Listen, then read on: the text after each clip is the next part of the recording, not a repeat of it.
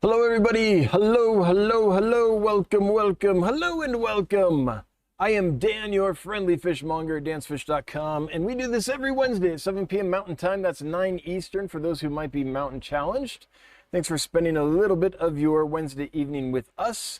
It was a nail biter there. I didn't know if I would be able to go live tonight or not. We had an import scheduled today, and I don't exactly control when the flights land and such, but we were able to get that in and get that taken care of in just a nick of time. So I quickly built a live stream and here we are. So we'll see how it goes today. It'll probably be less people than normal because we haven't had the stream listed as long. I just literally got it up a few minutes ago. But for those that are making it, thanks for joining us. Glad you're here. We are going to, well, I normally start with the shipping report. And Jonathan sent me a message that he had finished the shipping report, but I haven't had a moment to look at it.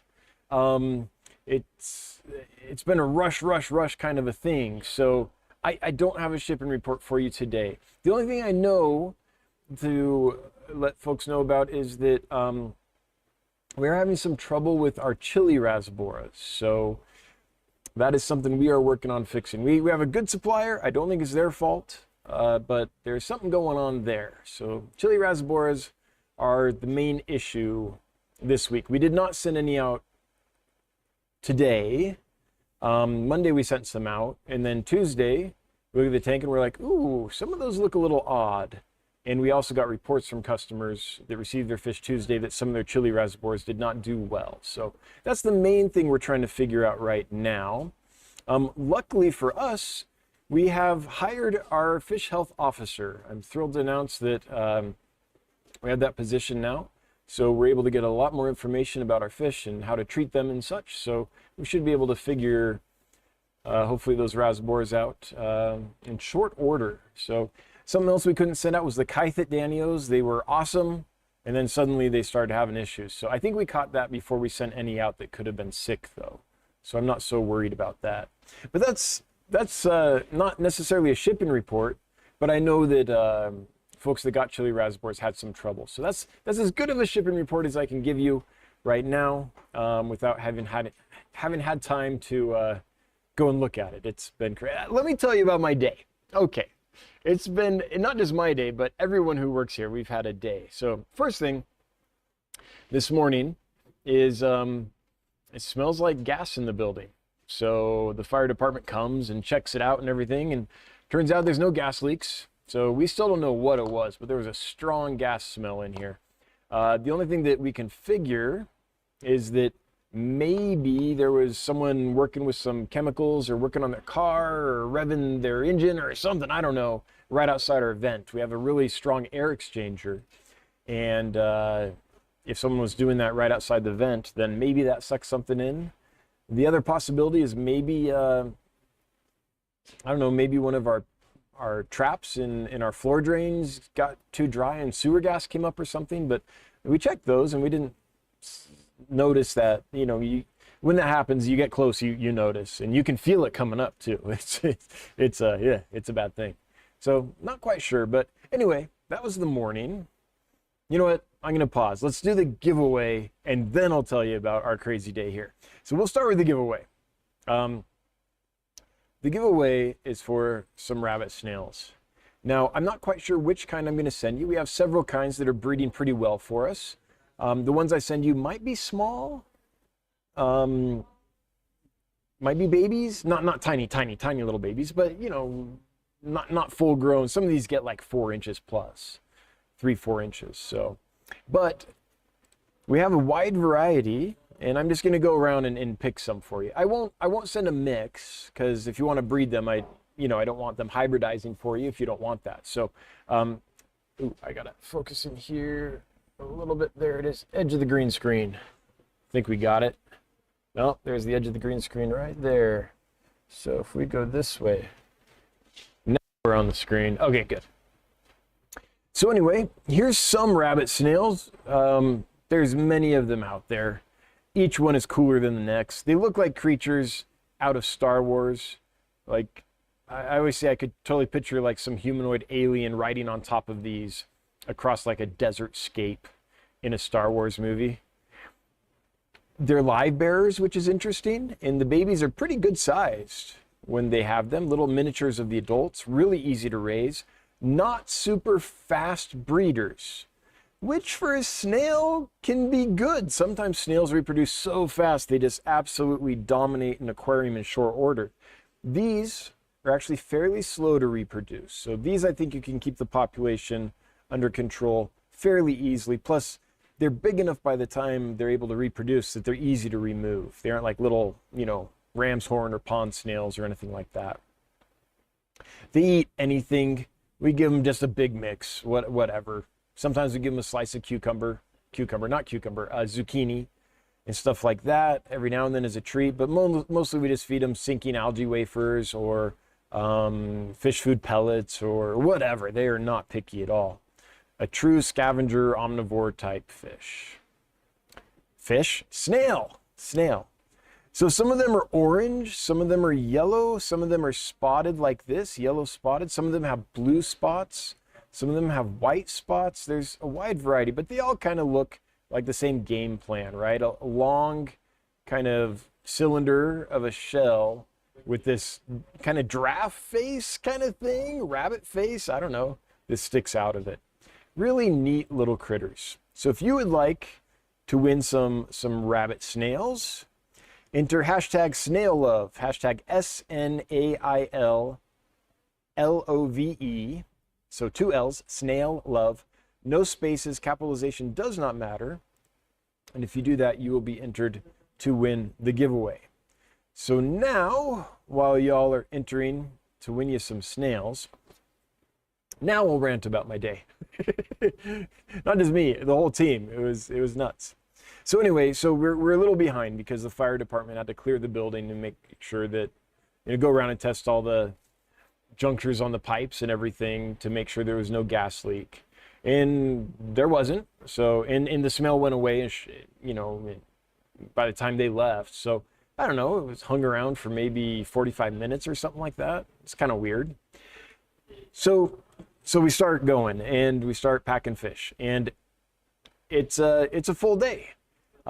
Because the other thing that's happened is one of our team members had a family medical emergency and had to rush out of town to take care of an ailing family member. And so now we're down someone, and we're growing and getting so busy anyway that at this point we're like 2 people down on our team, even before the employee that had to take off took off. Like we're in hiring mode, by the way. So if you would like to join us, I guess I might as well mention this here. If you go to dansfish.com and scroll down to careers and click on that, we are hiring another team member. I've struggled on what to call this. I've called it like Fish Happiness Associate. I've called it lots of things, but I ended up going with just a generic, boring name, Aquarium Fish Warehouse Associate, because a lot of people were confused by my fun titles of job descriptions. And so I went with the old boring route, unfortunately. Oh, shoot. I think I just accidentally closed the YouTube button instead of the other button. So hang on, I got to get back live here. I literally just shut down the live stream. I don't think I shut it down for you guys. Geez, that would be horrible. But I definitely shut it down on my desktop. Okay, chat's still going and everything. I think we're good. Okay. Hopefully that didn't just black everything out for you guys. It's been one of those days. It's going to be one of those nights too. I can just tell. So anyway, we're short. And so we've been delayed because of the not gas leak, the strange smell. And so now we're really under the gun. So we're working hard, we're focused in, we're getting a lot done, we're doing a good job, and we're feeling really good about our progress. We kind of caught up.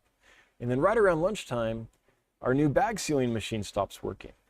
It'll still put oxygen in the bags, but it won't stop putting oxygen in the bag. So the valve or whatever that controls when the oxygen stops flowing stops working. Now, we haven't had time to open that sucker up and get in its guts and actually see what the problem is. But what was happening was oxygen just kept coming out of the nozzle even when it shouldn't. So we're bleeding oxygen. We can't get the machine to work.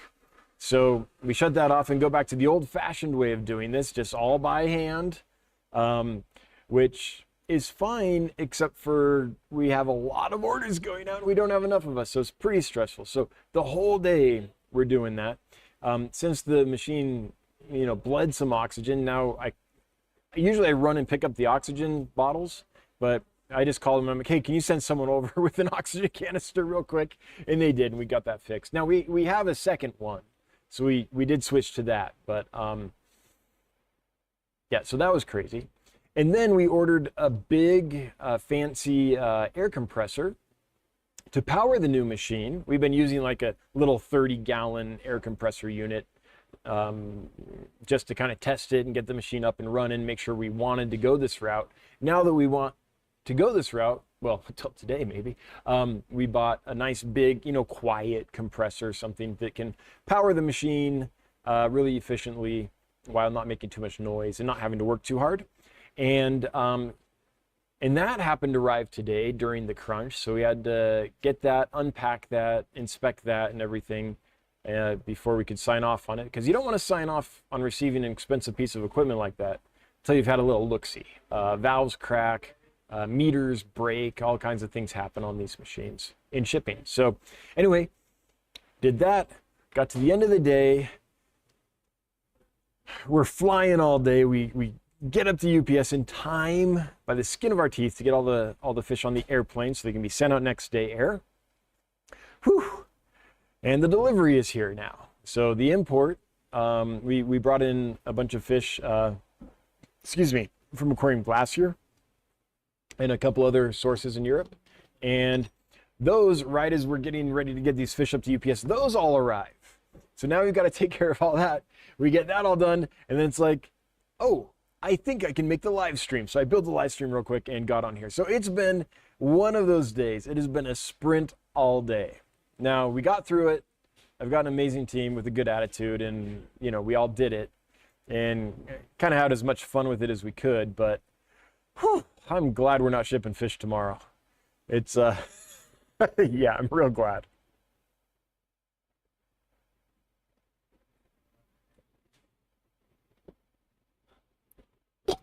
I can't remember last time we had a day like this, but when a big piece of equipment fails and you're down a couple people, yeah, that's rough. That is rough. Okay, but I made it. I'm here, and I'm glad to be sitting here geeking out with all you all.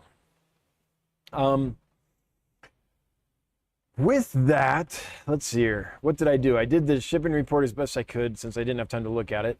I did the giveaway. I ranted about my day. All right, that's good. Let's get to you guys. Let's get to your questions and comments. If anybody has anything they want to know about aquarium fish, breeding fish, setting up aquariums, building fish rooms, shipping fish, freshwater. I don't know anything about saltwater, but freshwater fish stuff, I can help you out. So if you have a question or a comment or something you want to know about, put it down in the chat and we'll get to you.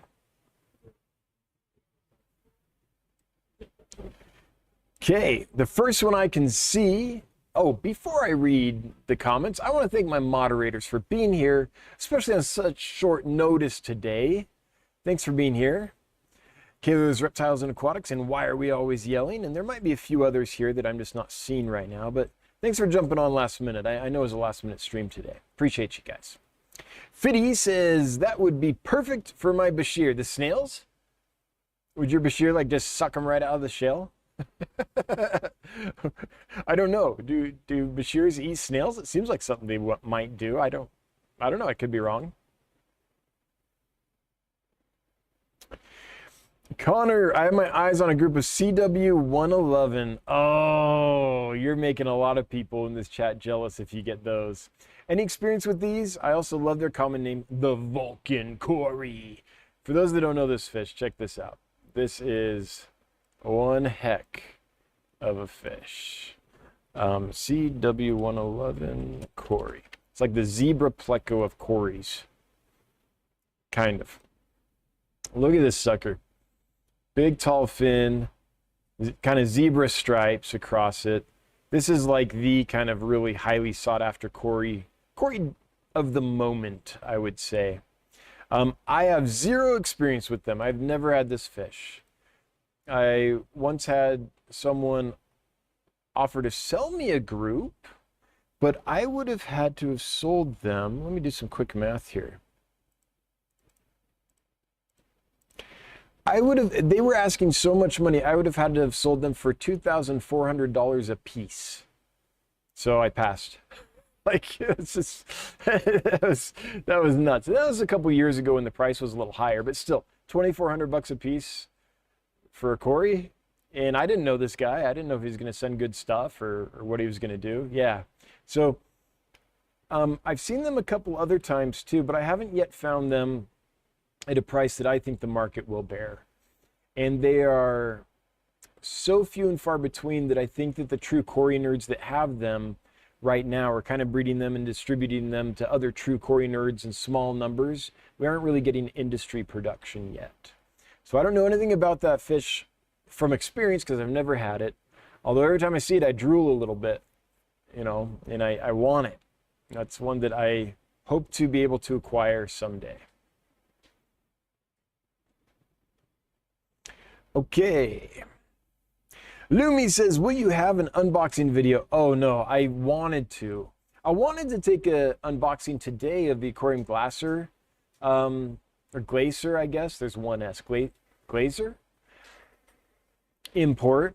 Especially since Cory from Aquarium Co-op just released his video of his tour of the Aquarium Glacier facility. He visited that when he was in Germany a few weeks ago. And the video just came out, so I was like, oh, it'd be cool if people could see the facility and then see an unboxing of those fish when I get them in. But the way the day went today, there was no way. There was no way to get that done.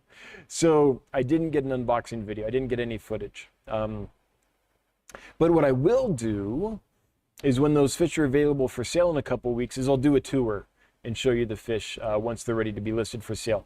At least I shouldn't say I will. I intend to. Again, we're short a couple people right now, and we set another massive new record just a few days ago.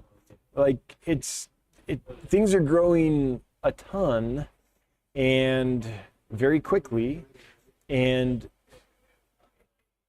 like sometimes it's all I can do to just make sure the quality of what we're doing stays up to par, because that's my main priority, is we grow to make sure that the quality of our process and the fish that we send and everything doesn't get looked over or compromised as we grow. I think that's the main issue lots of companies have. I think that as you grow and as you scale, especially when it happens to you rapidly, that the main momentum when that happens is to just let quality go aside. It's so easy to be focused on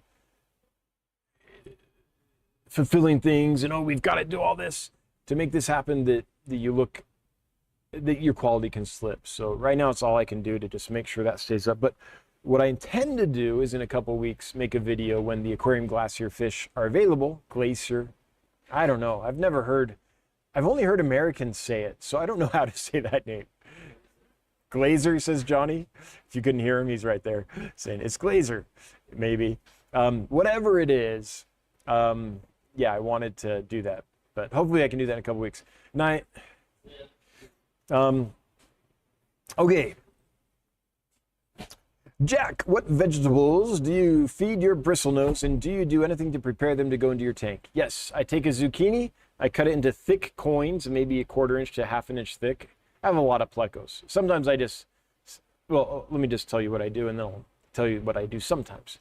And then I stick that on a fork, and I drop that in the tank. That's why often in our tours, you'll see forks in our aquariums. Now, if there's a lot of plecos in the tanks, I'll take a whole zucchini and just slice it down the middle, lengthwise, stick a couple forks in that and drop that in the tank. But I like zucchini quite a bit. I've done green beans, French cut green beans, but it kind of leaves a bit of a mess, the seeds and some of the skins and such. So I don't do that as much anymore. So generally what I feed is zucchini. Now, every now and then, I'll have some table scraps or something, and maybe I'll feed some squash or something else. We often feed algae wafers and other veggie forms of food, but fresh veggies, zucchinis, our main go-to.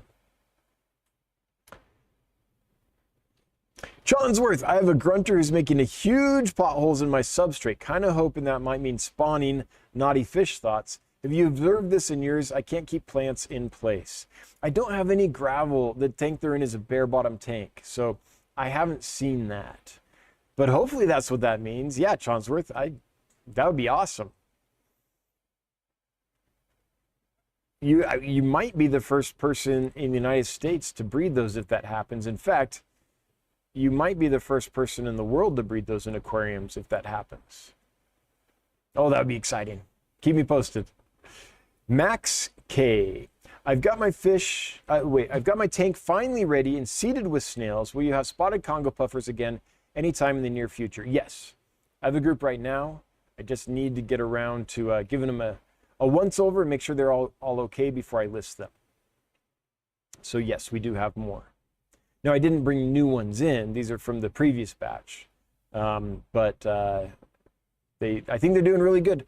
I need to check and make sure their body weight's up where I want it before I list them. Holly, what will eat duckweed? Well, I know goldfish will eat duckweed. I think kissing gouramis, not that I'm recommending you get kissing gouramis, but kissing gouramis will eat duckweed.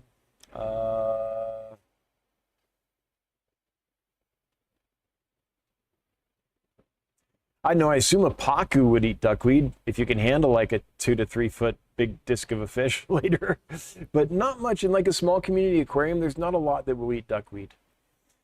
You kind of have to, in my experience, you kind of have to just net it out. But, you know, goldfish is the main one that I've heard of being used. BK throwing down a super chat and saying, what's up, my fellow fish nerds? Hey, BK, thanks for being here. Thanks for the super chat. Always appreciated, never required, but it's helpful and we like it. Spoiled Sushi, for a beer to relax tonight. Thank you so much, Spoiled Sushi. I really, really appreciate that. Okay, the next one is, after what will eat duckweed, can I go home now?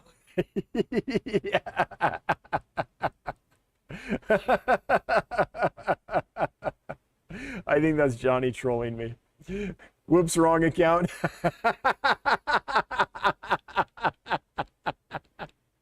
Yeah, I'm pretty sure Johnny's trolling. The Tumbler Witch. Are darters and tetras the same? Oh no, very, very different. So darters are endemic to North America as far as I know. They are these. They're these little bottom-dwelling fish from North America. Look at that thing. Ooh, they're so pretty. They don't have much of a swim bladder. They live in riffles, which is like really fast-flowing parts of streams with a lot of rocks. So they don't want to float. They want to sink down to the bottom and kind of be secure in that fast-flowing water. Huge broad spectrum of colors and things. There are some that live in sand and inject their eggs down in the sand, but most of them breed on the underside of a rock. They'll lay their eggs in there in a little cave, and the male will guard them. And I believe darters are part of the perch family. Are darters perch?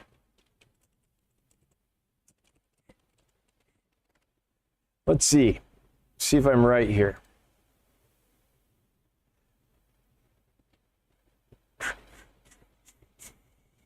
Perch family. Most species in this family are the darters. Okay, yeah. Yeah. According to just a quick glance on Google, in the Illinois Department of Natural Resources, most species in the perch family are the darters. Yes. Yep, here's the perch family. Look at, there's all these darters right here. So they're part of the perch family. They are not related very closely at all to tetras. Tetras are characins. Let me show you these.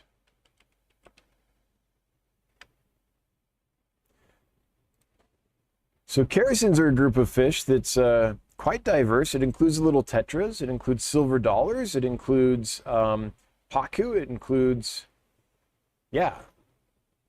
Procholotus, hatchet fish, like a big wide variety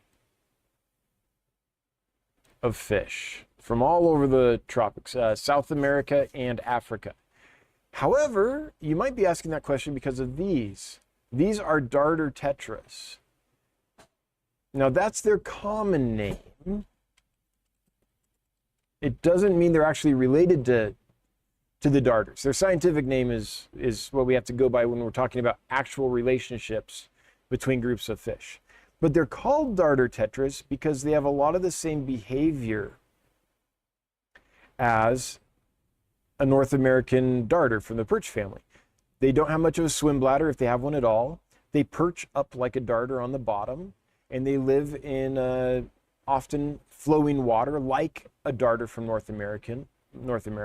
So basically what we have here is a example more or less of convergent evolution, perhaps, where fish that are not related find the same solutions to their habitat and adapt in the same manner. And so over time, even though they're not closely related and they come from very different parts of the world, they look and act quite similar in some ways. So it's not the strongest example of convergent evolution, but it's an example, I would say. So hopefully that clears that up, the tumbler witch. Yeah, just common names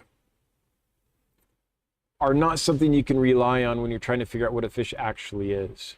Like hillstream loaches, for a long time they called those Borneo plecos or Asian plecos. That would throw you for a loop. I remember when I was a kid, the first time I saw those, they were called like Borneo plecos or something like that. And I thought it was a pleco because I was just looking at the fish and I knew plecos and they looked kind of like a pleco, but turns out they're completely different. I learned that later in life. So common names are just stuff the industry makes up in order to try to sell fish, basically. Fisher Kemp, we just moved here to Buffalo. Hey, welcome to the neighborhood. What's it like breeding and keeping soft water fish around here? I don't know your water source in Buffalo, but in Sheridan, it's great. In Sheridan, our water source is Goose Creek right up on the mountain. It's just fresh snow runoff. So it's surface water, it's snow. So it's very soft. Usually when you have hard water, it's because it's groundwater, right? It's filtered down through the ground and picked up all those minerals and such. So I don't know what your municipal water's like in Buffalo. If you're talking about Buffalo, Wyoming, which I assume you are. But in Sheridan, it's soft and great for breeding lots and lots of fish.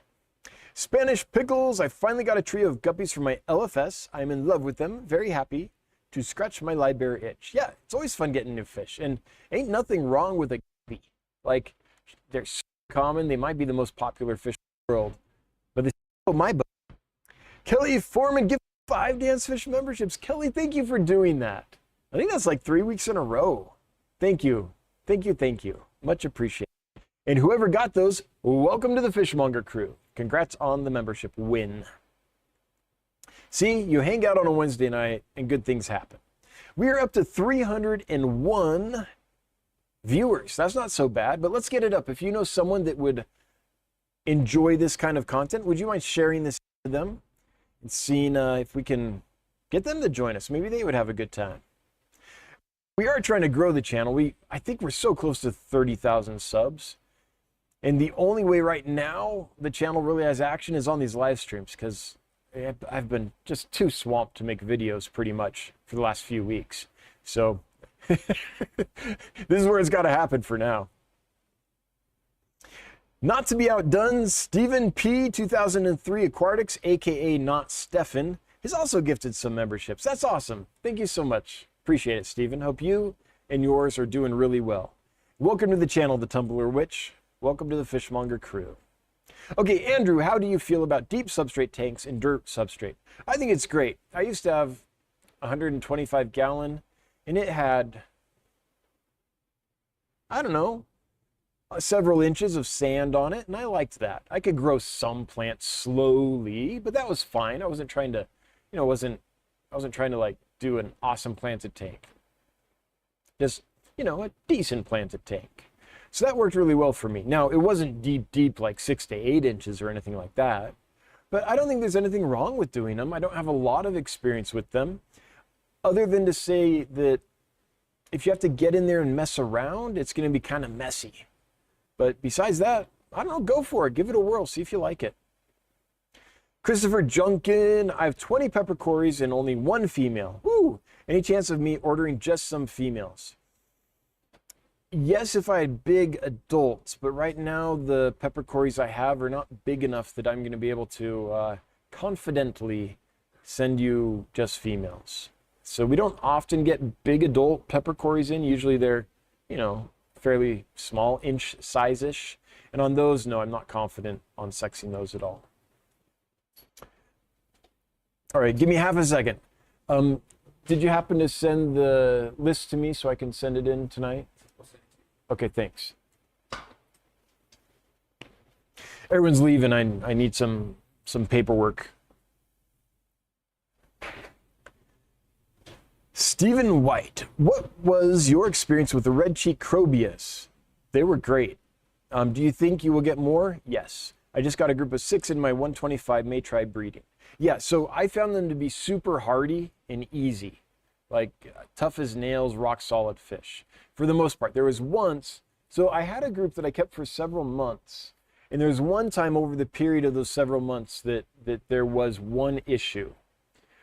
But that's because I introduced some fish into that tank that had something that didn't agree with the crobius. Now we fixed it, and I think, if I remember right, we got them better after a couple losses. But, and the fish that we put in there had gone through quarantine and everything, but there's still always a slight chance, no matter what you do, that something like that can happen. And this was one of those, you know, on the edge of the bell curve happenstance things.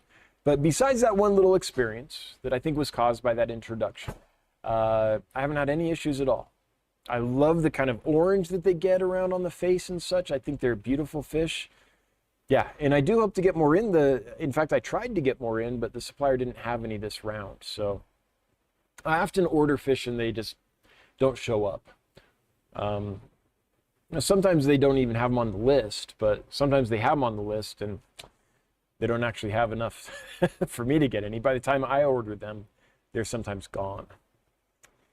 Ooh, chat just jumped. So I'm going to scroll up and see. Ooh. Oh, the next one I can see, chat jumped a bit, so it did cut off some of the questions and comments. Sorry about that. It's from Lumi. It says, I have blue speckled ricefish that are breeding like wildfire, but not having any luck finding people in my area interested in them. Do you have any advice? So if your question or comment was above that one and I haven't responded to it yet, please feel free to post it again, because chat jumped and now I won't be able to see it otherwise. Yeah, my best advice is to sell them to me. If you have, I don't know, I'd be interested in buying a couple hundred at a time if you have them. Christopher Junkin, oh, I mean, I would need to see pictures, make sure the quality's good and all that. But if you have good blue sparkle rice fish, yeah, I'd love to buy some. Now, Christopher Junkin, I have 9 1-inch Pandagar. They are constantly swimming up into, my Sea Chem Title 110. They go in and out. Is this dangerous for them? Can the filter hurt them? Any way to prevent this? I've never used the Sea Chem Title. Is this a hang on the back?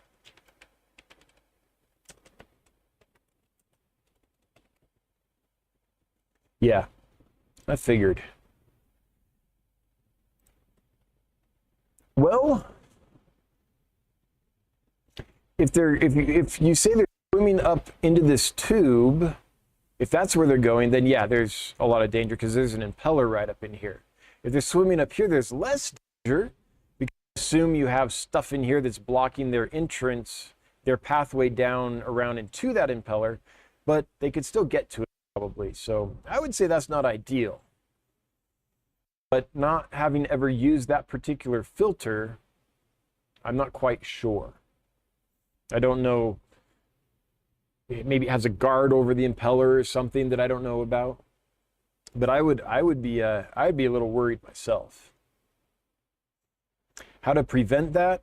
Yeah, you can put, say, like a sponge or something like that on the exit of the filter, like a really coarse sponge filter or something like that, sponge material that will not let the Pandagar get up in there. That can be done.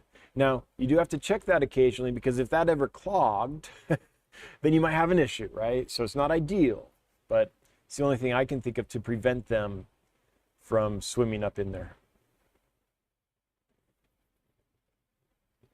Or maybe there's some kind of rigid plastic product you could put across there that has wide enough gaps. Like I'm thinking like strawberry, little plastic green strawberry baskets that they used to sell strawberries in.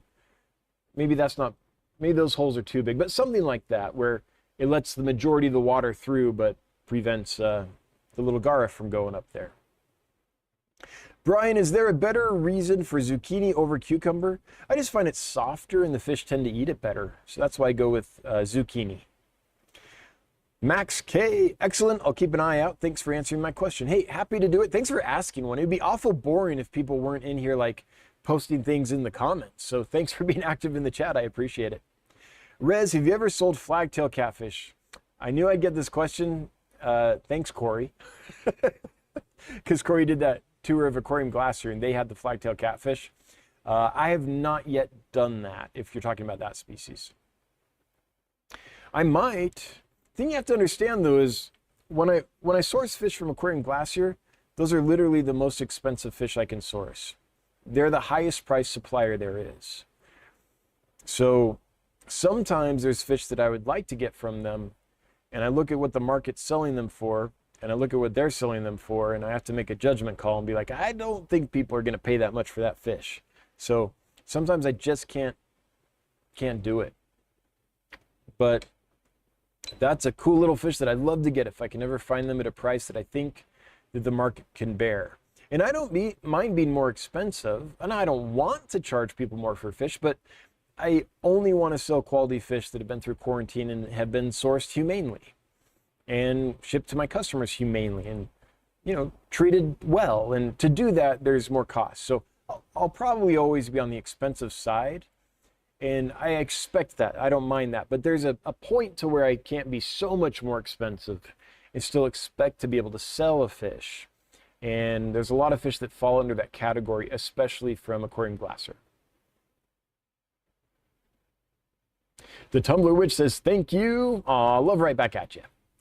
Christopher Junkin, I'm interested in breeding the Neon Hill loaches, Gastromyzon lepidogaster, that you just listed. Have you heard if they are as easy to breed as the reticulated hillstream? I want to make sure this is true.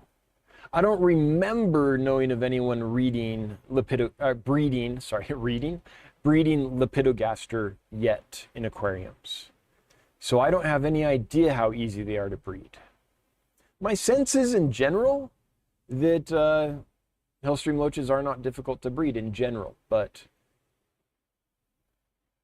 I haven't bred that one, so I can't really comment on it. And I don't know anyone who has. If you're in the chat and you've bred lepidogaster or a really closely related species of Gastromyzon, would you chime in and let us know what your experience was so we can help out Christopher Junkin a little bit?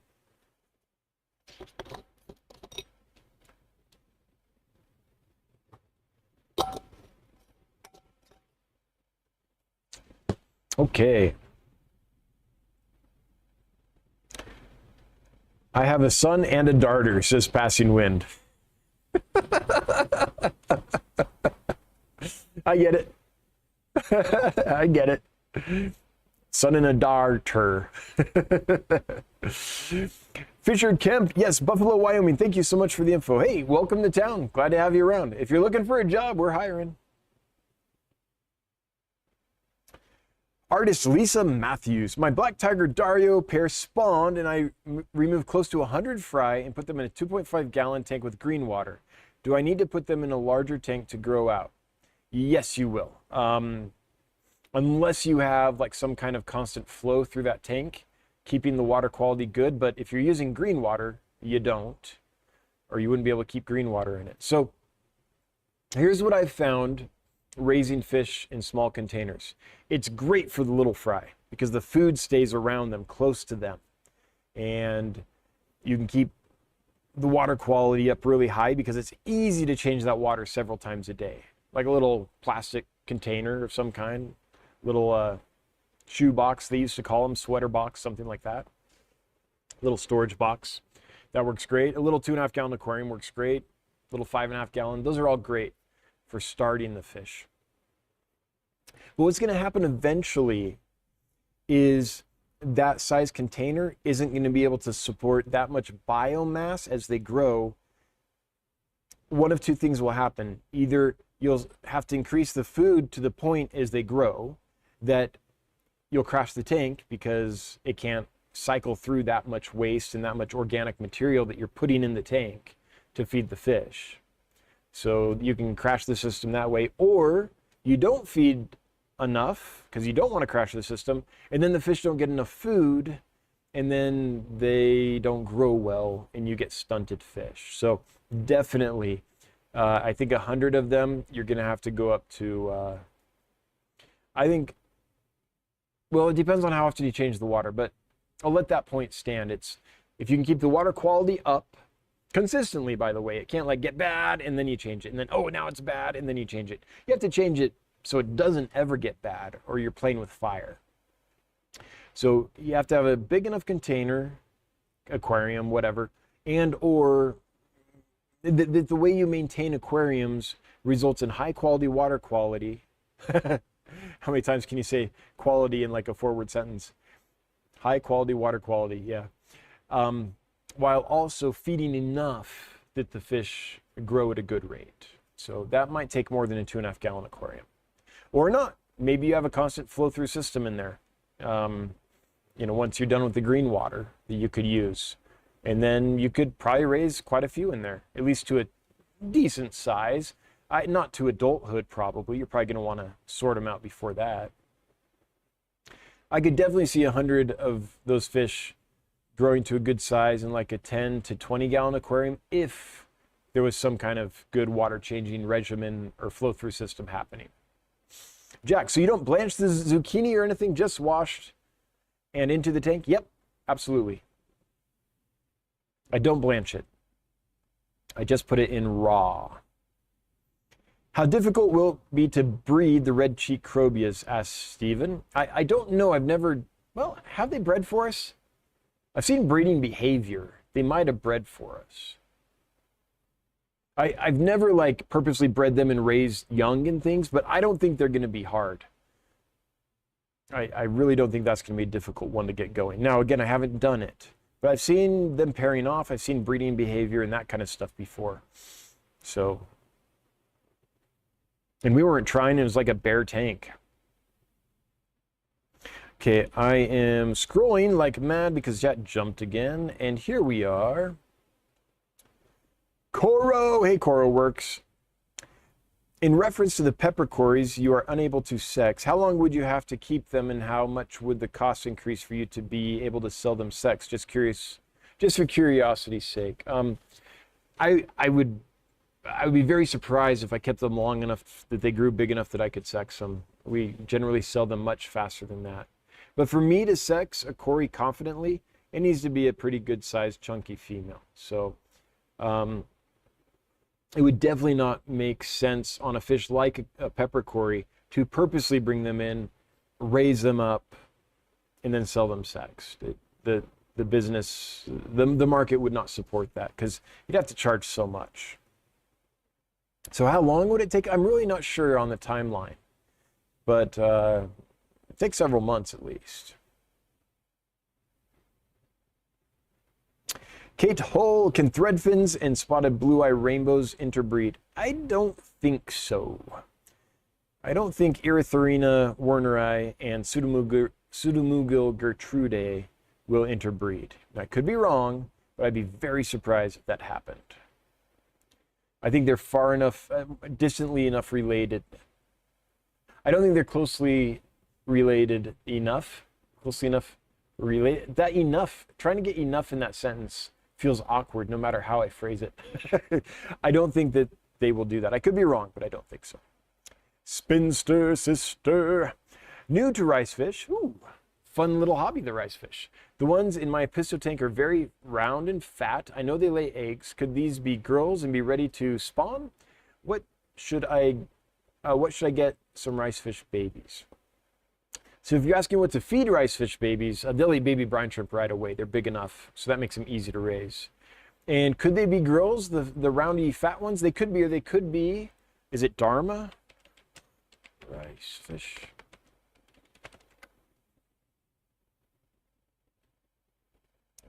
There is a kind of rice fish that is basically, yeah, here they are. Like these. I think they're called Dharma rice fish. In the United States, we probably call them balloon. And they have these short little, yeah, Dharma short body.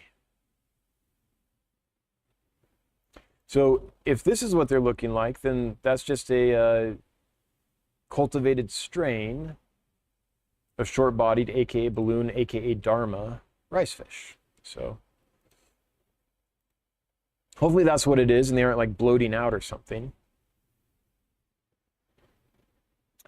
Lumi, would I just send you an email to sell us fish? I can't remember what we were talking about. If you're talking about selling us fish, yes. Send us an email to hello@dansfish.com. That's HELLO@dansfish.com. We love purchasing fish from hobbyists. We need to get them in sufficient volume. Generally, I like to buy fish in quite large quantities. And what we can pay you, just so you know off the top, is 25% of the retail value landed. So if it costs, I don't know, $2 for me to buy the fish from you and get it shipped to my door, then I can sell it, then I sell it for $8. So if it's a fish I sell for $8, I can pay you, including the shipping to get it to me, $2. So that's another reason I need to buy in quantity to make it worth, you know, your while to do that.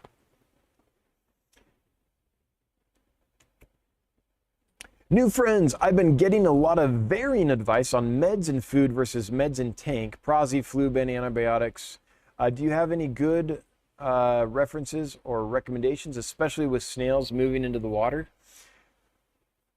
I don't feed medicated food. Now, caveat, I'm not a veterinarian, but here's the reason I don't feed medicated food. Most of the fish that I have are small little guys. And so it's hard to like know how much they're getting. Like if I had a pet Oscar, right, in a tank by itself, and this Oscar was under the weather. Rachel O'Leary had to do this with Captain, her old Oscar. It got sick, and it's in a tank by itself, or it's in a, I think it was by itself. If there was tank mates, it could still be fed in an isolated way. And so you can mix up food. Say you mix it into rapashi or something like that. You can know the dose of medicine you put in there, and you can calculate how much medicine is in each little cube you cut out of that batch of rapashi gel food or what have you, right? So you can get an actual dosage and you can feed it to that fish. And if it's in the tank by itself and it's a big fish, you can know that it got the correct dose. But that's not normally the case how I keep fish. I keep lots of fish in each tank. Often they're small little community fish. And if I put some dosed food in there, some medicated food in there, I don't know if they're getting the right dose. I don't know if, like, one fish might get a little bit and another fish might eat a lot of that food. I have no way to tell if they're getting the correct dosage or not. So I don't use medicated foods myself because I don't know how to dose it, because I keep small little fish. Mountaintop Puffer Keeper was a great experience sending some fish to from here. Highly recommend giving it a shot if you have what Dan is looking to stock. Yeah, I was happy to buy fish from Mountaintop Puffer Keeper, and yeah, it was a great experience. Thanks again for sending us those. Andy Hawkins, are planaria bad? I have some that have shown up in my female guppy shrimp tank, and I'm not sure if they are harmful. I mean, planaria are part of an ecosystem. So what a snail does for an aquarium, planaria do for an aquarium. Same thing, they're scavengers, they eat excess food, they eat waste, they go through detritus and get the nutrients that are left in that out of that when they digest it. So they just go around and scavenge. So is that bad? No, that's part of a healthy ecosystem. Is it unsightly when you have so many of them in your aquarium, they cover the glass? Maybe. Like, so, you know, it's kind of up to you. If you don't have a ton and you think they're interesting to look at, they're not going to hurt anything. They're not going to like go become parasites on your fish or anything like that. They might take down like a fish egg if you're trying to breed, but I don't even know if they would do that, to tell you the truth. The rusty nut. I know shrimp are a no-go with Mbuna cichlids. Would snails be okay? Oh, that's a good question. Cichlids tend to wipe out our snails, but we're putting little like ram's horn snails and pond snails and stuff in there. So I'm thinking of like the red dragon peacocks we have. And the OB peacocks. You know, we don't keep tons of cichlids. I think they wiped out the snails. But I don't know if that would be the same experience if you have like a big Japanese trapdoor snail or something like that. I'm sure that Malaysian trumpet snails would thrive just fine in there, but you probably don't want those. Maybe you do. They can become an outright pest though, but those would probably survive. In fact, that is the one snail that did thrive in that tank. Yeah. So Malaysian trumpet snails, in my experience, will thrive with African rift lake cichlids. But ram's horn snails and pond snails didn't. So that's one at least, but man, you get those, you're playing with fire. Once you put them in your tank, you might never get them out again. And they can populate like crazy, so just be advised.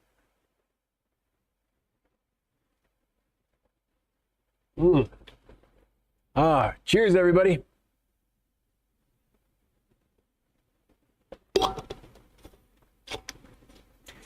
Hey, Big Steve's Glassbox Creations, giving away a membership and becoming a member. Thank you so much. Welcome to the party, and thanks for giving away a membership.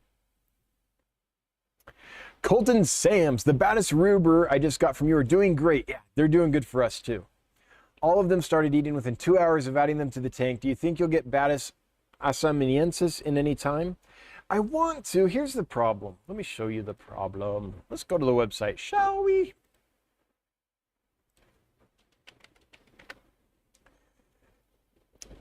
Let's see here.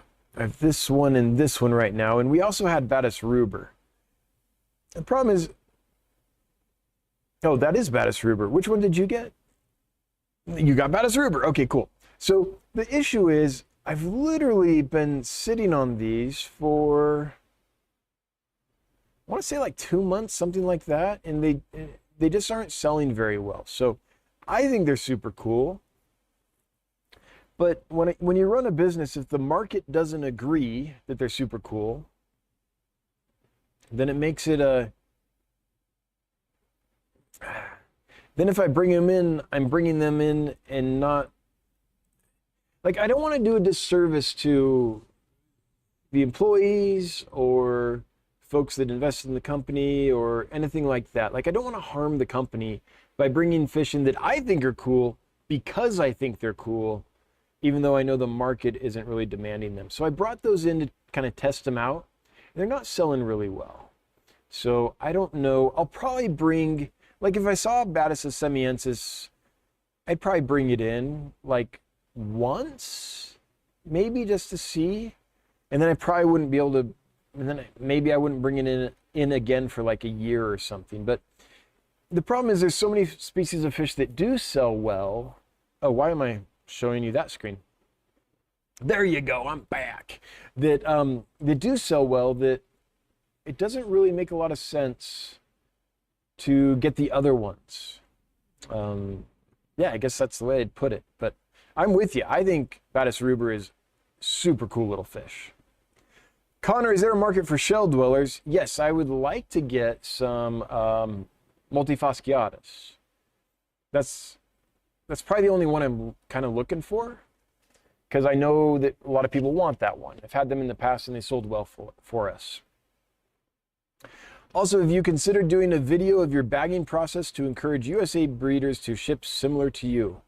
Why, Connor, I have that video. If you go to YouTube and type in Dan's Fish shipping, you'll find lots of videos on that. Yeah, we've done quite a bit of work on that front in order to try to help people learn how to ship fish.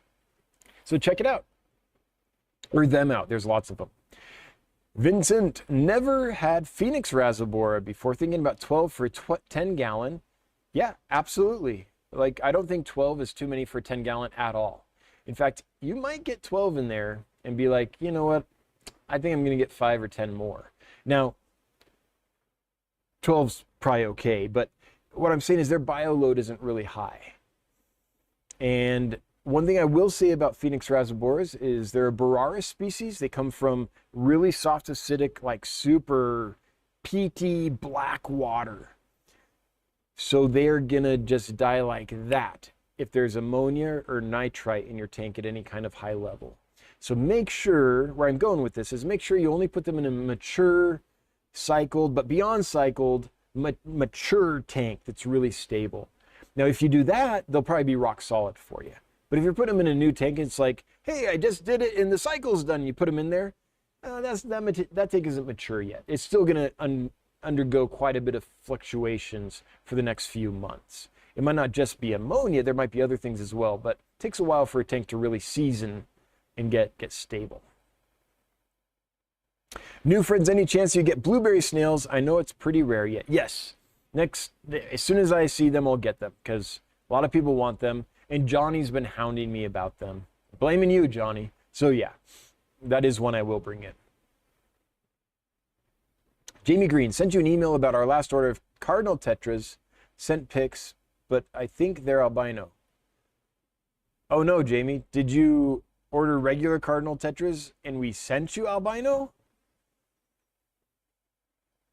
If that's what happened, I'm really sorry. But if you sent an email to hello@dancefish.com, we'll take care of you lickety split. We'll take care of you real quick. I hope that didn't happen.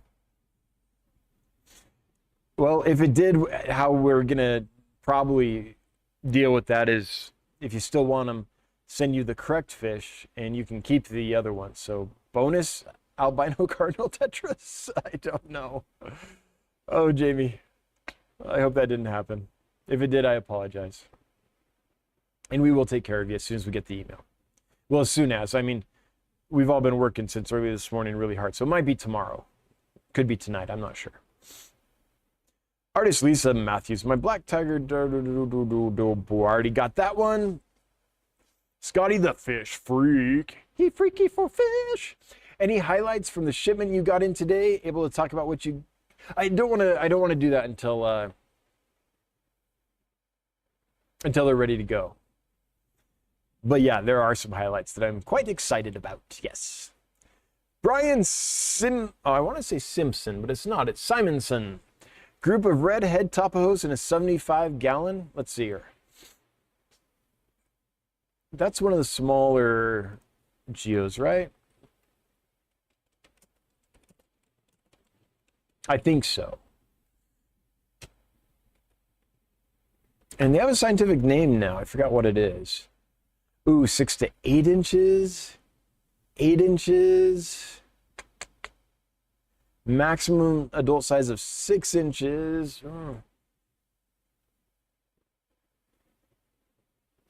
If they only get 6 inches, then I think that would probably work.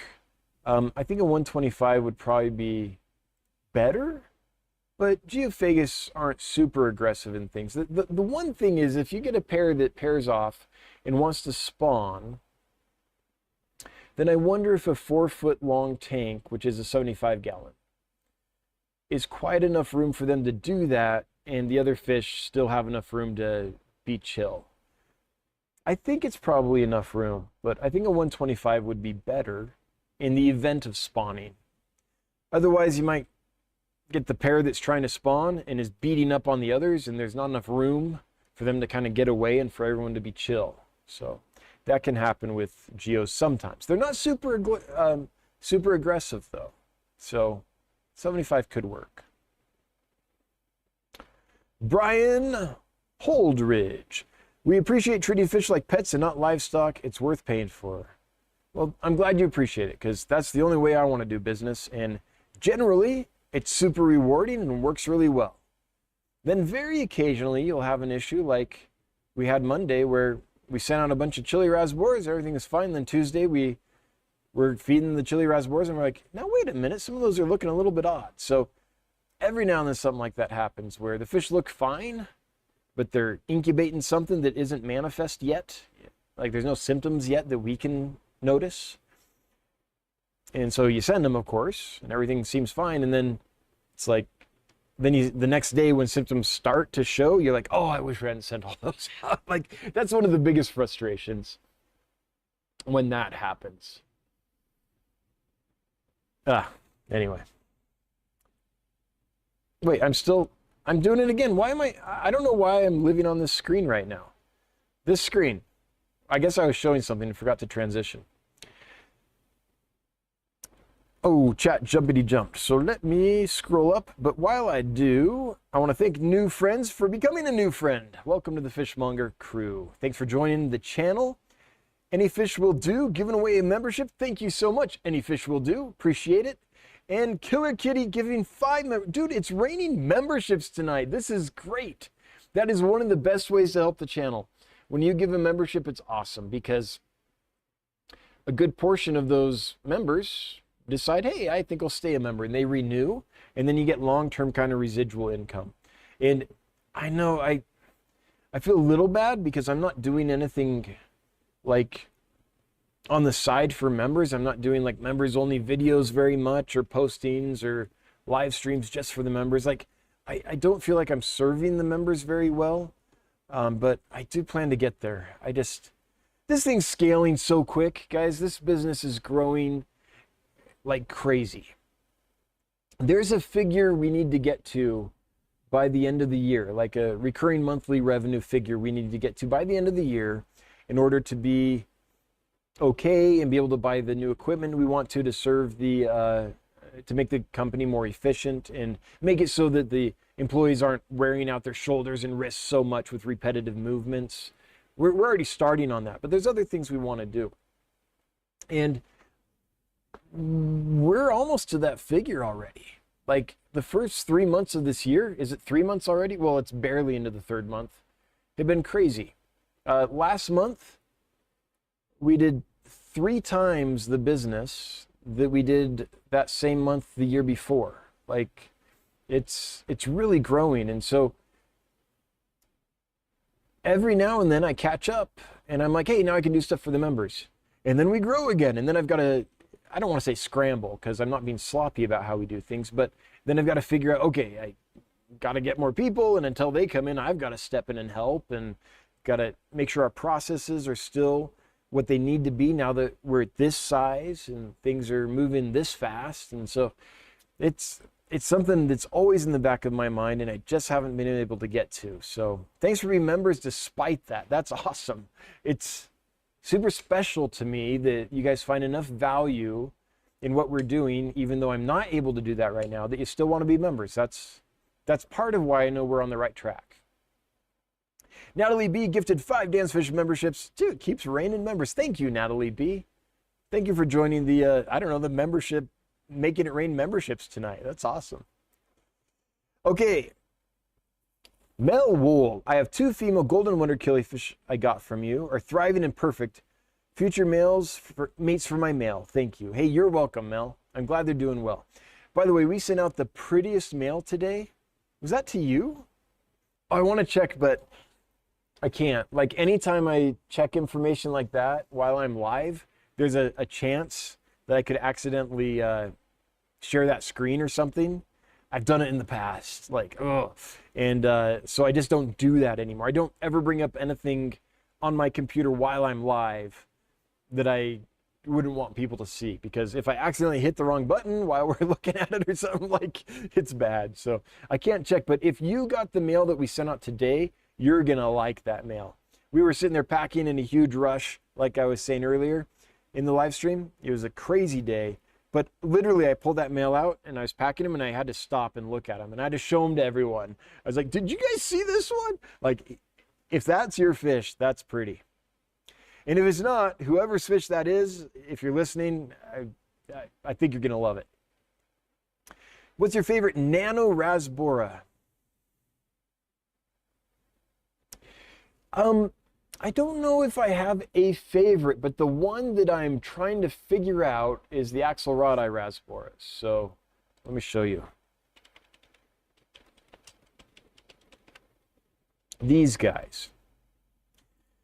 And the reason I'm trying to do that is just I'm having such a hard time finding good healthy ones and doing well with them when they arrive and stuff. There's these blue ones, this neat kind of neon blue. Some of them present as a green. This might be a blue, but there's a blue and a green supposedly. And then there's a red form as well, which I think is probably, yeah, it's probably this one. So I think they're a really pretty fish. Pictures, when a fish's color is mostly from iridescence, it's difficult to catch that on camera and in video. So you often don't see them in pictures as pretty as they are in person. But this is the one that I currently have on my mind, and not because it's like my favorite. There's a lot of them that I like, but it's the one that I'm trying to figure out. And I'm not doing a great job. I don't have many sources for it. And I haven't brought it in for, I want to say, over a year now, because I just kept not having luck with them, and I don't want to just keep bringing fish in and kill them, right? I'm trying to do the opposite of that. And so, but now that we have our fish health officer here, and they're able to spend all day just looking at the fish, and we have a fish lab where they can work up the fish and look at things under the microscope to find pathogens and problems and all that, I'm thinking of trying them again. Yeah, so that's the one I'm thinking about, but I really love celestial pearl danios. I guess that's a rasbora, or is it a danio? Who knows? I really love chili rasboras. I like strawberry rasboras. I like exclamation point rasboras. All those little Boraris species are awesome. The neon green cubitai is a cool little fish. That's a cool rasbora. There's lots of neat ones. Okay. Bat Pappy 52. I have mystery snails and rabbit snails. My mystery snails seem to breed without issues, but I have raised my rabbit snails from babies and they still haven't bred. What may I be doing wrong? I don't. I've had them for a year and a half and they haven't bred. I don't know. Like, I know they're not a quickly reproducing species. So assuming that 1.5 years is long enough for them to mature, and I'll have to look into that. I'd be very surprised if it isn't. But there are creatures out there that have to be surprisingly old to mature, right? So let's assume 1.5 years is enough and they are sexually mature. The two things I would suggest, I would look at, maybe three, are food. So you're feeding them a ton. Snails eat a lot and they want to graze all day. So I would feed them a lot. Now, with the caveat that if you're feeding them so much that the food's starting to spoil in the tank, no. But I would feed them a lot of food. So that's one. Are they getting enough food? Number two, is your water hard? The rabbit snails, at least the Sulawesi ones, where a lot of them come from pretty hard alkaline water. These are not from soft water environments generally, at least not the Sulawesi types. So is your water nice and hard and calcium rich? Hard alkaline water. So if you've done those two things, what was the third? Oh, temperature. We keep ours at 79 degrees and they breed like rabbits, those rabbit snails. So, yeah. So that's the temperature we're having success at. I guess another thing I could think about is water quality. Is the water nice and clean, like chemically? Do you have waste building up in there? So those are, I guess, 4 things that I would look at, Bat Pappy. But to be perfectly, like, 100% transparent, the ones we're breeding, we brought in from the wild. So I have yet to raise babies big to adults and have them breed. At least I think, no, that might not be true. I think maybe our orange rabbit snails, some of those might have gotten big enough to start breeding, but I don't know that for sure. So I don't know yet if I've raised up babies big enough that those babies, like an F1 generation, has bred or not. Evergreen Psych!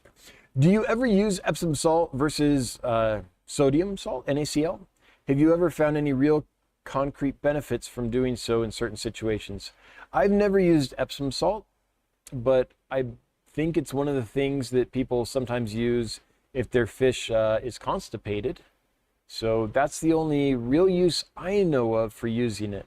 For everyday use, NaCl is awesome. So I don't have a lot of experience with Epsom salt.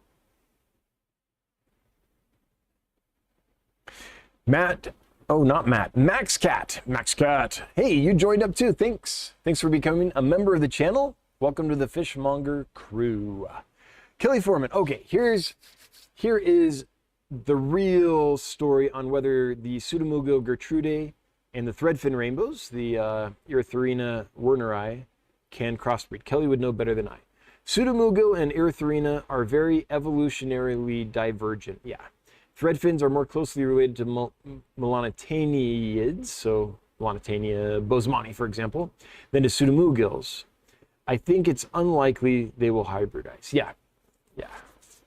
In fact, isn't Erythrina kind of off on a branch kind of by itself? I think it's just one of those freaks, little freak nature things that is kind of off by itself, if I remember right. I've looked at that family tree, but it's been a while. But yeah, that's what I think too. Now, I've never tried it, so I don't know. Colby W., how many blue glares would you need to buy at once to make it worth it? Well, you would want to end up with, oh, you mean me as a store owner? I'm sorry, I thought you meant you as a hobby. So I'm like, well, you want to make sure you ended up with a pair, so I'd get at least a couple pairs in case something went wrong. You'd have some backups. But for me, how many blue glares? If I could buy 25 pairs, that would be awesome. Maybe even 20 pairs. Man, I want that fish so bad, Colby. If you're breeding it, just send me an email. Let's see if we can work something out. hello@dansfish.com. That's HELLO@dansfish.com. But I'd prefer to buy 100 of them, or, 100 or 200 pairs. That would be my preference. But there are certain fish that sometimes you take what you can get. And that's one of those, probably, if I can work it out. Parker Sutherland, any advice on tank mates for trout gadeids that won't eat the fry? Ooh, looking for something interesting besides hillstream loaches. Problem is, trout gadeids are nippy little buggers. So what could you put in there that wouldn't eat fry? Oh, jeez. Thanks. It's hard enough finding tank mates for trout gadeids. Now they have to be small enough they won't eat fry. I think plecos could work. I wouldn't do like long fin bushy nose or something like that, but a regular bushy nose, something like that, could probably work. Won't eat the fry. That's a rough one because that means the fish has to, in general, unless it's like a specialized grazer and just doesn't predate, almost all the fish would have to be small enough that they wouldn't eat those fry. In order for that to be the case, they might be so small that a full-grown trout gadaid could pick on them, because trout gadeids are nippy. That's a rough one for me. You got me a little bit stumped, Parker. I'm going to refer you to Johnny. Johnny, if you're here, what do you think? Johnny's kept his trout gadeids with a few different species of fish, so I wonder what he's had success with. Or anyone else has kept that fish with other species. What's been your experience? Fish Hunter, just a sec, gotta wet my whistle.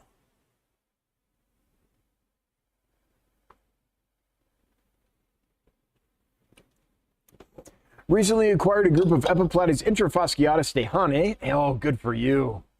Oh, that's a pretty fish. My first killifish. I know killifish are your jam. What advice would you have? So, first of all, we're going to show people this fish. Look at this, guys. This is awesome. Look at the iridescence on the side of these suckers. Like, look at this. That right there, that's pretty. See these guys? These are just such a gorgeous species of fish. Oh, I'm fully jealous. Good job on you for getting those. Okay, are you trying to breed them? Let's assume you're trying to breed them. And how many do you have? Does it say? A group. Oh, that's awesome. So what I would do if I had those fish, I don't know how big your group is, but let's say it's 6. I'd put them in, I'd probably give them a 20, maybe 20-gallon long. Like a 10 could do it, but I think a 20 would be better. I would put in water Sprite to the point that it like choked half the tank, and like across the top, and the big long roots going all the way to the bottom. And if the big long roots didn't go all the way to the bottom, then I'd put a big chunk of Java moss in there. Basically half the tank choked with plants. And I would put those fish in there, and I'd feed them live food. And I'd feed them a few times a day. I'd make sure they were fat and sassy and happy. And then, after they were really fat and sassy and happy for a couple weeks, I would remove them. And I'd feed the tank baby brine shrimp, and I bet you'll get tons of babies. As long as they've been well fed and the females have been producing eggs for a couple weeks, and then you take them out after that, then I think you'll end up with lots of babies. And I would start just squirting in some baby brine shrimp and see what happens. I bet you'll get a lot. Now, I might also put in like a cherry shrimp colony. If you have enough plants, then I don't think those killies will eat all the cherry shrimp. Or maybe snails, something like that, because you want to feed the baby brine shrimp, and you might be feeding that before you get a lot of fry or know how many fry you have or whatever. So you want a scavenger in there that's going to kind of clean up any uneaten baby brine shrimp. So I'd probably put a lot of snails in there. It's probably what I would do. And I'd have a bare bottom tank so the snails can get to all the food. So that's how I think I would go about that. Tight lid. No holes in the lid, no cracks. These things jump like crazy. So that's my thoughts. And good on you. I think that's awesome. I wish I had that fish. Please breed hundreds of them and sell them to me. Please, I want that fish. That's awesome. Mama Duck, welcome to the Fishmonger crew. Hey, thanks for joining up. Welcome to the channel.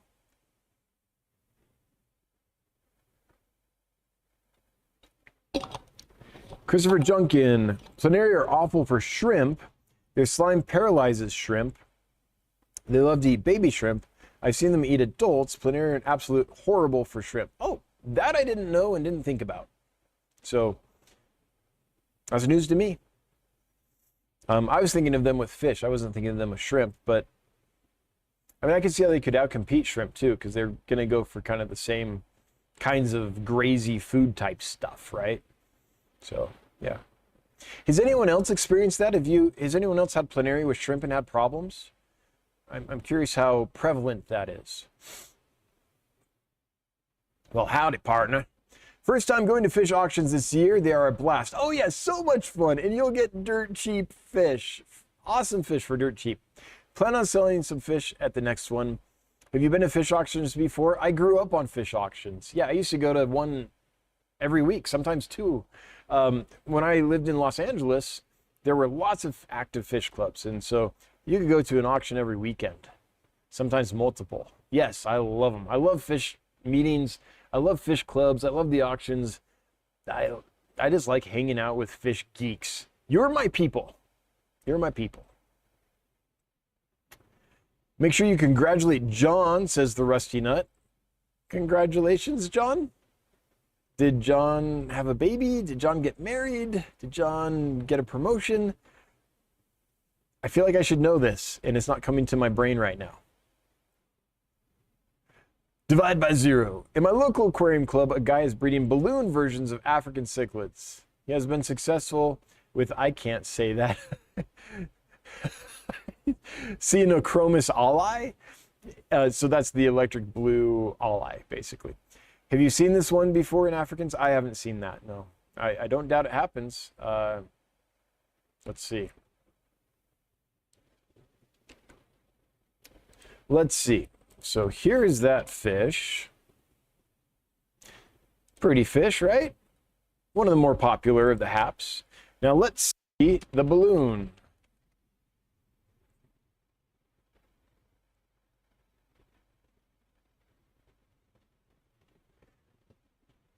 Okay, short body.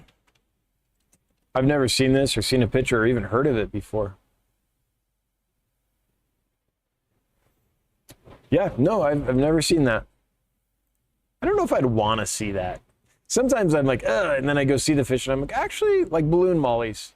I confess, I like balloon mollies. I don't know why, but they're cute little, happy little fish from what I can tell.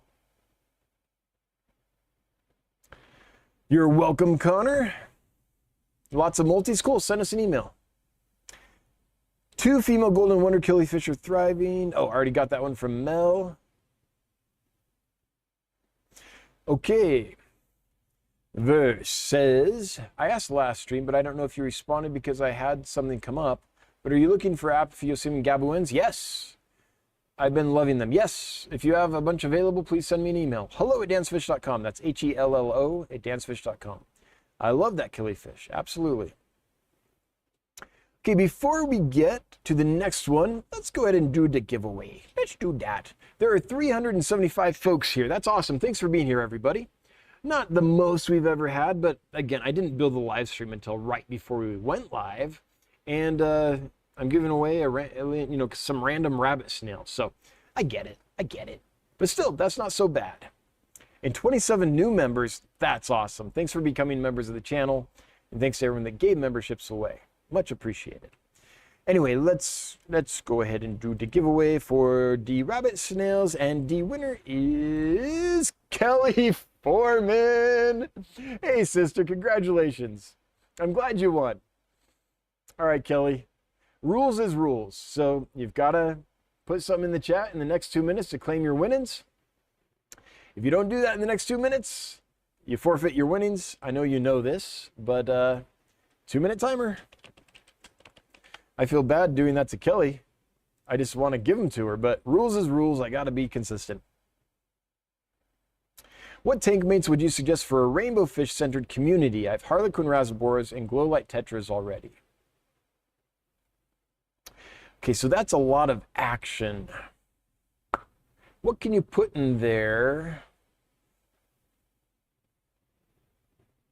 So when you say rainbow fish, I'm imagining you're talking about standard rainbow fish like Melanotania, Chilothrina, or Glossolepis, that kind of thing.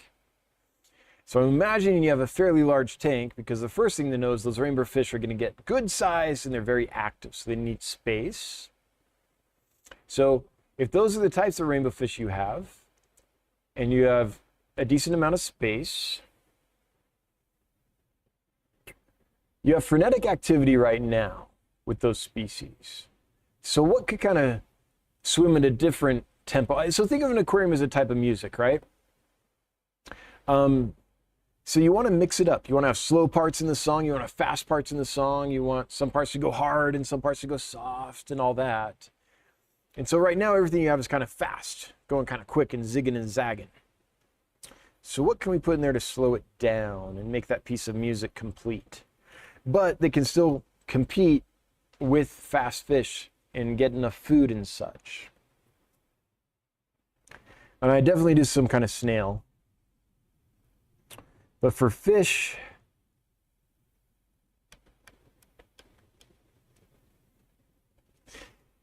I think some kind of like hoplo catfish, something of that type, because they're kind of cool and calm and hang out, but at feeding time they're fast. And so I think they'll get enough food. So that's going to be my suggestion, a hoplo catfish or something of that ilk. I think those would do fine in that aquarium. Now, they might get big enough to eat harlequin rasboras or glow light tetras, but there are some types of catfish that are similar to that don't get really big. So maybe something in that vein. I feel like I'm letting you down. That's the best I have, Cheryl. The issue is this. The reason I'm having trouble is this. I don't know how many of these fish you have in there, but when you say rainbow-centered community, I'm picturing several rainbow fish. And then you also have harlequin rasboras and glow light tetras. So these are really fast feeders. And so I don't know a lot of other fish that would swim at a different kind of slow cadence. They wouldn't get out competed at feeding time if they're trying to compete against a horde of frenetic activity. So that's why I'm having a little trouble. I think angelfish, and once angelfish learn where the food comes from, they're pretty Johnny on the spot when it comes to feeding time. You have to be careful until they learn that they get enough food. But once they learn and they know that when you lift the lid, you're going to put the food right here, then they're probably going to be okay. So that, and those are kind of a slower kind of swimming fish that I think could do well in there. So that's another one to think about. There's some amazing angelfish out there. There's some really nice ones. RC145, bucket list fish you haven't sold and or bred. Congo Panchax Burchardi, but before I show you pictures of that, time is up. Let's see if Kelly is here. Yeah, of course. Kelly Foreman is here. Please give them to Mystery Snail Guardians. Oh, of course. Of course. Mystery Snail Guardians, would you reach out, or Kelly or Stefan, would you have Annette reach out? And first name, last name, and address, and we will find a time to ship them to her. Yeah, that's great. Good for Annette. So let me show you this real quick. Congo Panchax. I think it's Congo Panchax. Yeah. Sometimes I get Congo Panchax and Poro Panchax confused. These guys. I had a friend once who had these. I've been drooling over pictures of this fish for decades. I had a friend who had a group of these once, and they were just stunning little gems. And I was so jealous that he had them. Like, they strut their stuff, they lift up this fin, and they display like little hummingbirds. Pictures don't do them justice, but it gives you an idea at least. Really iridescent, shiny little fish, active, displays constantly. And I have yet to have this. So that is a fish that I really like. And it's on my bucket list. Kayla's Reptiles and Aquatics. Hey, Bob, thank you so much for putting a little pep in our step with a Pippi Longstocking cheerleader sticker. That one never gets old for me. Like, I just think that's an awesome sticker. Okay, we've got 4 minutes. Okay. Final stretch. Here we come. Blaming Johnny is a great pastime, says Geek Boy. I agree. Here's to Johnny. The nice thing about Johnny is he can dish it out as much as he takes it. So, yeah. He's not a good, delicate flower. You can tease him a bit. But you have to be careful, because you'll get it right back.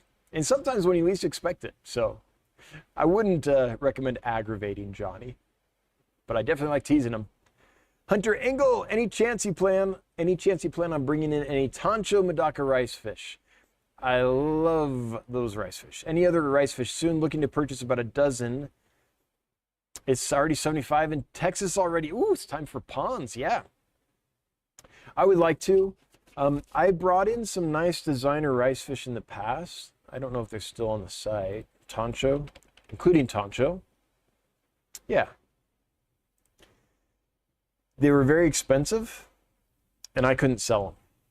And I had them forever, and I couldn't sell them. Finally, I sold them probably for, I don't know, less than I bought them for in the end, because folks just weren't willing to pay for them. So I don't think I'm going to bring those in again unless I find them at a decent price, and or there are a few rice fish breeders I'm talking to who have what seems to be really good strains. And so it might be worth trying again. Like if I can do a... Oh, it's been a day. Excuse me, I'm tired. I think I'm trying to figure out how to explain this.